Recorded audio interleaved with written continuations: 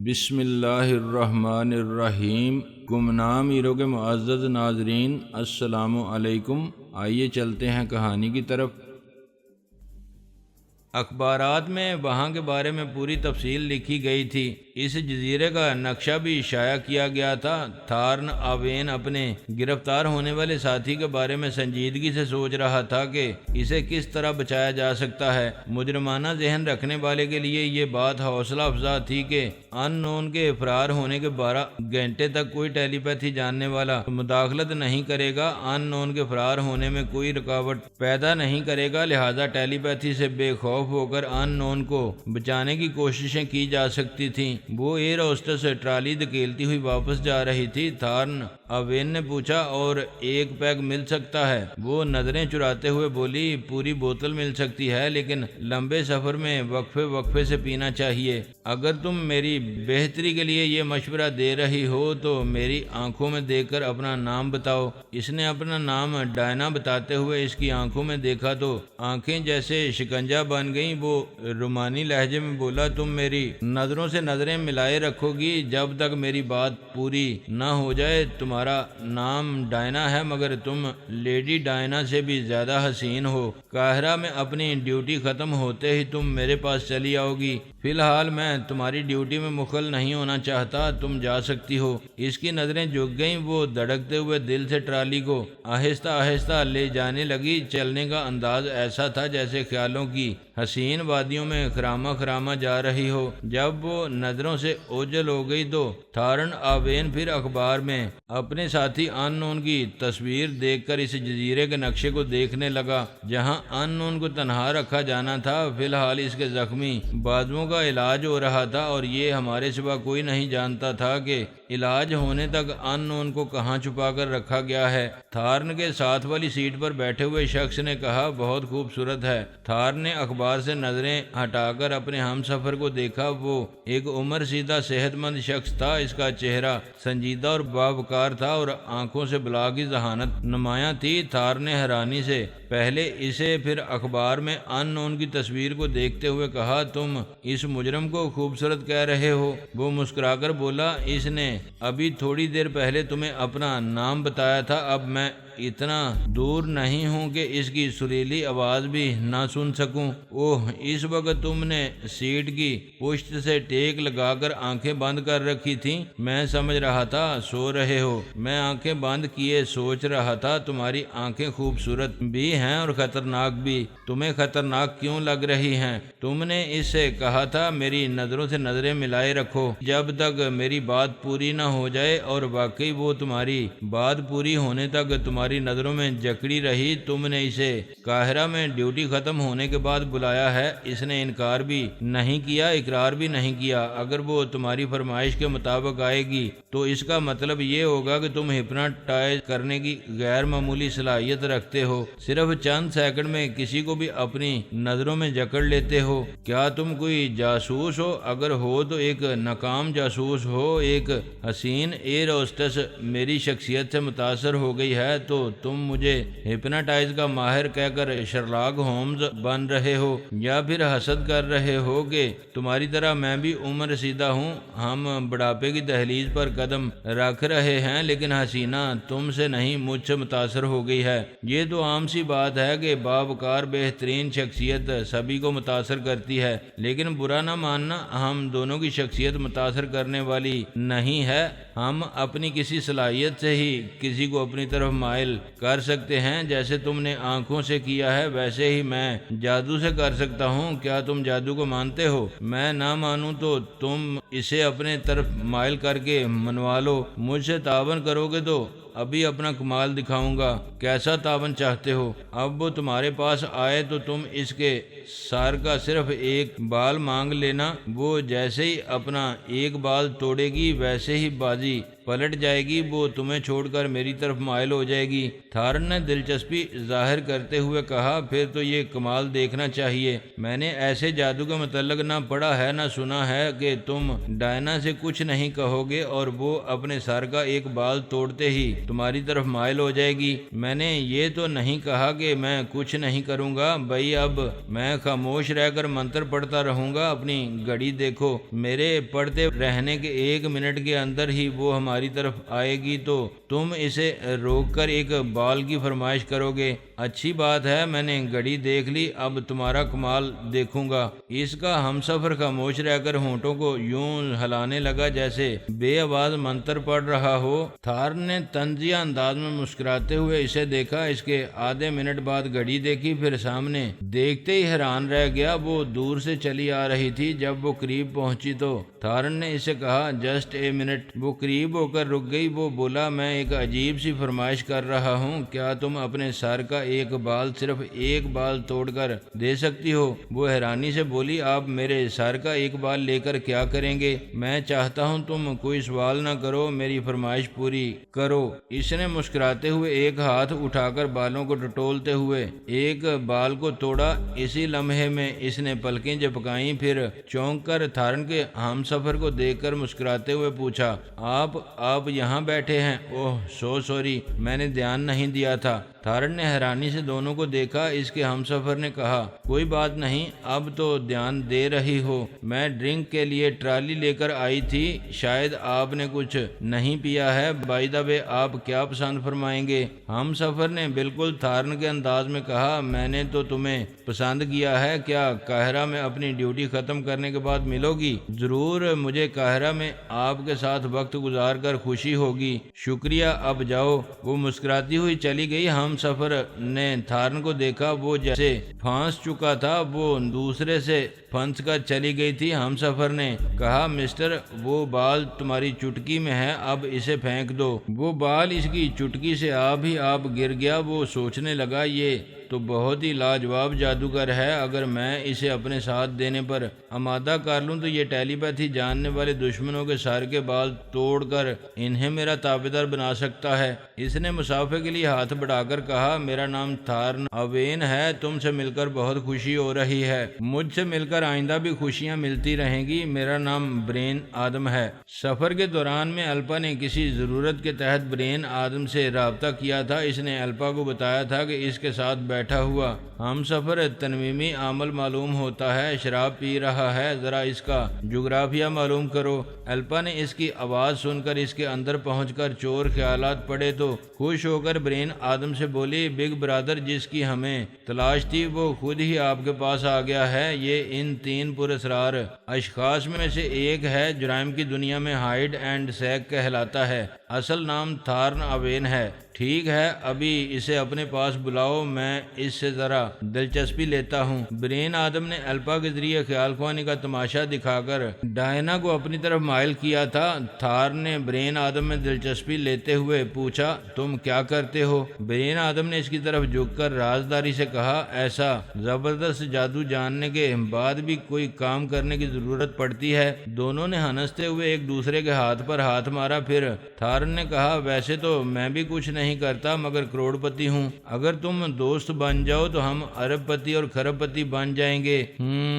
تمہاری بات معقول ہے، اگر مناسب سمجھو تو پہلے میرے محل میں چلو، وہاں ہم اطمینان سے معاملات طے کریں گے۔ کیا میرے گھر چلو گے؟ ضرور، آج ہی معاملات طے ہوں گے۔ تو پھر اپنے سر کا ایک بال توڑ کر دو۔ میرے سر کے بال کا کیا کرو گے؟ اپنا اطمینان کروں گا کہ تم میرے گھر جانے سے انکار نہیں کرو گے۔ اس نے مسکراتے ہوئے اپنے سر کا ایک بال توڑا، اس کی طرف بڑھایا۔ وہ بولا، بس توڑنا ہی کافی ہے، یہ بال پھینک دو، اب یہ جہاز میرے گھر جا رہا ہے۔ وہ ہنستے ہوئے بولا، جہاز کسی کے گھر نہیں، ایئرپورٹ جاتا ہے۔ ہاں، مگر جس ملک میں میرا گھر ہے وہاں کی ایئرپورٹ جائے گا؟ کیسی باتیں کر رہے ہو؟ میرے ایک بال توڑنے سے جہاز اپنا روٹ بدل کر اس ملک کے ایئرپورٹ جائے گا جہاں تمہارا گھر ہے۔ بے شک تم ڈائنا کے بال توڑنے کا تماشا دیکھ چکے ہو، اب اپنے بال توڑنے کا تماشا دیکھ لینا۔ وہ ہنستے ہوئے اپنی سیٹ کے ہتھے پر ہاتھ مارتے ہوئے بولا، چلو تمہارا یہ تماشا بھی دیکھ لیں گے۔ ویسے تمہارا گھر کس ملک میں ہے؟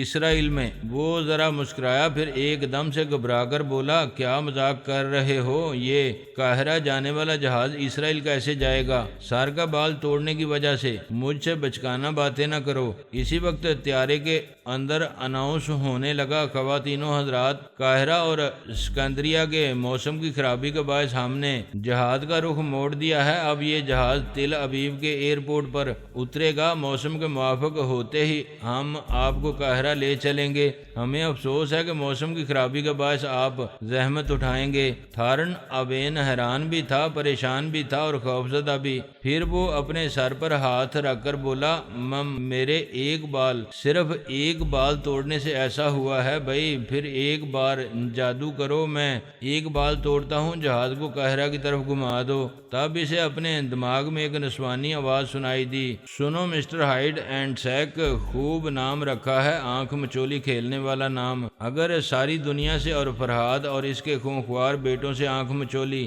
کھیلنا چاہتے ہو، کبھی ان کے ہاتھ نہیں آنا چاہتے تو میرے پاس چلے آؤ، میرا نام الپا ہے۔ تھارن اوین سیٹ پر بیٹھا ہوا تھا، کچھ اور جاگ کی طرح بیٹھ گیا۔ وہ باپ بیٹے مہاراج اور مہیش ایک وین کی درمیانی سیٹ پر بیٹھے ہوئے تھے۔ دو آدمی ان دونوں کو نشانے پر رکھے ہوئے تھے۔ وہ داڑھی مونچھوں والا شخص ان کے سامنے بیٹھا ہوا تھا۔ اس کی آنکھیں اصل میں نیلی تھیں لیکن اس نے بھورے رنگ کے لینز لگائے تھے۔ وین تیز رفتاری سے ہائی وے پر جا رہی تھی، جس کا مطلب تھا وہ شہر کے باہر جا رہے ہیں۔ ان دونوں کو یہ گمان تھا کہ گن مین ان کا کچھ بگاڑ نہیں سکیں گے۔ راستے میں جب بھی ان سے بولیں گے یا آپس میں باتیں کریں گے تو وہ ان کے دماغوں میں پہنچ کر ان کی ہاتھوں سے گنیں چھین لیں گے۔ اس خیال سے وہ بڑی دیر تک اس وین میں خاموشی سے سفر کرتے رہے۔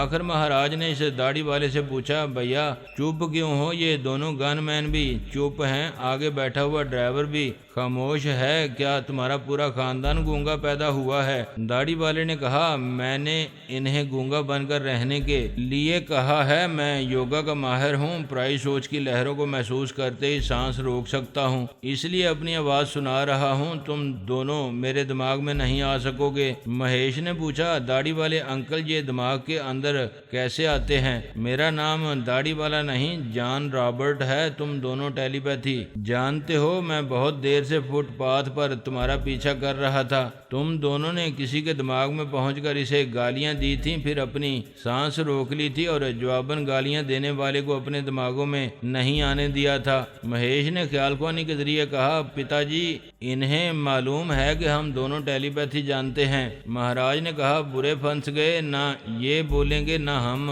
ان سے ہتھیار چھین سکیں گے، یہ ہمیں قیدی بنا کر لے جا رہے ہیں۔ پتا جی میں نے جب سے ہوش سنبھالا ہے سبھی ٹیلی پیتھی جاننے والوں کو اپنے منصوبوں میں کامیاب ہوتے دیکھا ہے، وہ اپنے دشمنوں پر غالب آتے ہیں، انہیں کبھی کبھی ناکامی ہوتی ہے لیکن آپ تو ہمیشہ ناکام رہتے ہیں، دشمنوں کو پھانسنا چاہتے ہیں اور خود پھنس جاتے ہیں۔ صرف مجھے الزام کیوں دیتے ہو؟ تم بھی تو ناکام رہے ہو، آپ کے ساتھ رہتا ہوں، ناکامی تو ہوگی۔ ارے تو تانا کیوں دیتے ہو؟ مجھ سے الگ ہو جاؤ۔ کیسے الگ ہو جائیں؟ خون سے کبھی خون الگ ہوتا ہے؟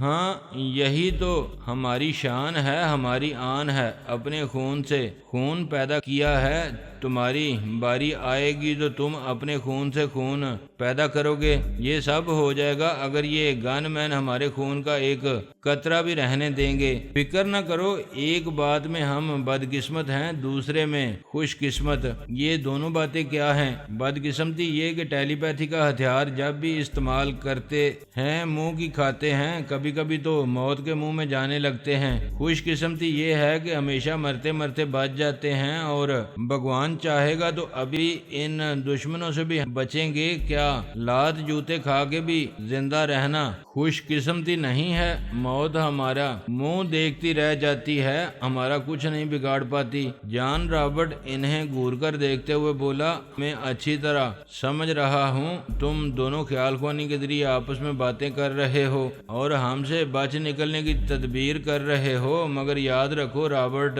کے ہاتھ سے کوئی زندہ بچ کر نہیں جاتا۔ وہ دونوں ہنسنے لگے۔ مہاراج نے کہا، ہم دونوں کیا بات کر رہے تھے اور یہ کیا سمجھ رہا ہے؟ تم کیا بات کر رہے تھے؟ تم نہیں سمجھو گے، ہم اپنی قسمت کی باتیں کر رہے تھے، ابھی آگے جا کے کیا ہونے والا ہے یہ تم نہیں جانتے اور کیسے جانو گے آگے قسمت میں کیا لکھا ہے؟ یہ صرف ٹیلی پیتھی جاننے والے جانتے ہیں، اسی لیے تو ہم آرام سے بیٹھے ہیں۔ جان رابرٹ پریشان ہو کر سوچنے لگا، ان کم بختوں نے خیال خوانی کے ذریعے اپنے لوگوں کو اطلاع دی ہوگی کہ ہم ہائی وے پر جا رہے ہیں، آگے جا کر ان کے لوگ کہیں منظم حملہ کریں گے۔ اس نے ڈرائیور سے کہا گاڑی ایک سائیڈ پر روکو۔ اس نے گاڑی روک دی۔ رابرٹ نے حکم دیا ان دونوں کی آنکھوں پر پٹیاں باندھو۔ انہوں نے ٹیلی پیتھی کے ذریعے اپنے آدمیوں کو بتا دیا ہے کہ ہم ہائی وے پر جا رہے ہیں۔ ان دونوں کی آنکھوں پر پٹیاں باندھی جانے لگیں۔ وہ کہہ رہا تھا اب ہم ہائی وے چھوڑ کر دوسرے راستے پر جائیں گے،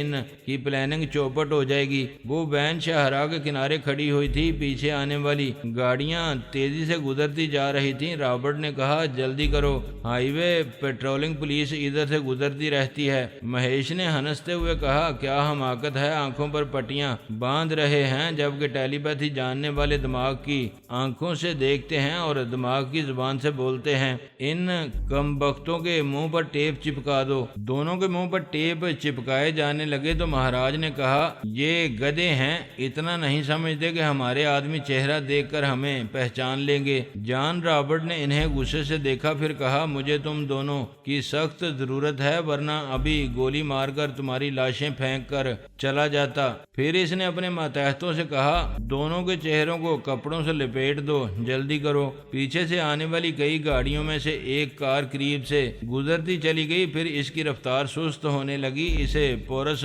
ڈرائیو کر رہا تھا۔ وہ ناصرہ اور ثنا اپنا ضروری سامان لے کر کولمبیا چھوڑ کر جا رہے تھے۔ پورس کی تیز نظروں نے صرف اتنا دیکھا تھا، ایک وین کے اندر دو آدمیوں کے چہروں پر کپڑے لپیٹے جا رہے ہیں۔ پھر اس کی کار تیزی سے گزر گئی تھی۔ اب کار رکنے پر ناصرہ نے پوچھا کیا ہوا؟ وہ بولا پیچھے ایک وین کھڑی ہے، وہاں کوئی گڑبڑ ہو رہی ہے۔ وہ اپنی کار ریورس گیئر پر ڈرائیو کرنے لگا۔ جان رابرٹ نے ونڈ اسکرین کے پار دیکھتے ہی پریشان ہو کر کہا کوئی اپنی کار ہماری طرف لا رہا ہے، ان کے چہروں سے فوراً کپڑے ہٹاؤ، آنکھوں سے پٹیاں کھولو۔ اس کے حکم پر تیزی سے عمل کیا گیا۔ دونوں نے آنکھیں کھول کر دیکھا۔ رابرٹ نے کہا یہ میری جیب دیکھو، اس میں پستول ہے، یہاں آنے والوں کے سامنے ہمیں اپنا دشمن کہو گے تو ہم گولی مار دیں گے۔ اس کے دونوں ماتحتوں نے اپنی گنوں کو نیچے چھپا لیا تھا، کوئی گڑبڑ ہوتے ہی فوراً انہیں نکال کر فائرنگ شروع کر سکتے تھے۔ کار ریورس گیئر میں چلتی ہوئی قریب آ کر رک گئی۔ ثنا، ناصرہ اور پورس کار سے اتر کر محتاط انداز میں چلتے ہوئے وین کے سلائیڈنگ دروازے پر آئے۔ دروازے کو کھولا تو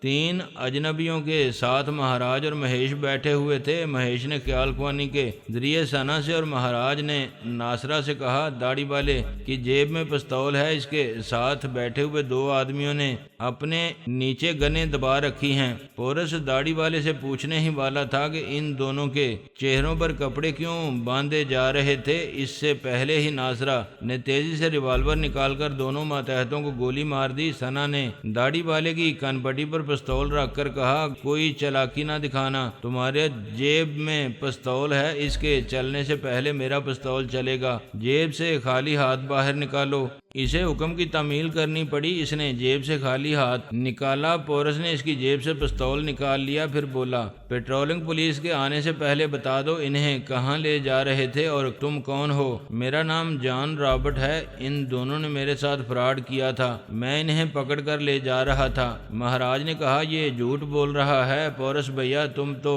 جانتے ہو ہم کبھی جھوٹ نہیں بولتے، بات یہ ہے کہ پورس نے کہا یو شٹ اپ، پھر ناصرہ سے کہا چاقو سے اسے زخمی کرو اور سچ معلوم کرو۔ ناصرہ نے ایک چھوٹا سا چاقو نکالا۔ رابرٹ نے سہم کر کہا نہیں، میں سچ بتاتا ہوں، مجھے زخمی نہ کرنا۔ ناصرہ نے اس کے بازو میں چاقو کی نوک چبو کر اس کی نوک سے ایک لکیر کھینچ دی۔ اس کے بازو سے خون رسنے لگا۔ ایک لکیر کے بعد ہی ناصرہ اور ثنا نے خوش ہو کر پورس کو دیکھا۔ پھر یہ تو کمال ہو گیا، فرحاد صاحب اور ان کے بیٹے علی تیمور جن پراسرار مجرموں کی تلاش ہے، یہ ان میں سے ایک ہے، جرمن سے بھاگ کر آیا ہے، یہ مسٹر شیڈو کے نام سے مشہور ہے۔ پورس نے ان باپ بیٹوں کو دیکھ کر کہا یہ جھوٹے مکار ہمیشہ نقصان پہنچاتے رہتے ہیں، پہلی بار فائدہ پہنچایا ہے۔ چلو گاڑی سے اترو اور جتنی تیزی سے بھاگ سکتے ہو بھاگتے چلے جاؤ، پھر کبھی اپنی صورت نہ دکھانا۔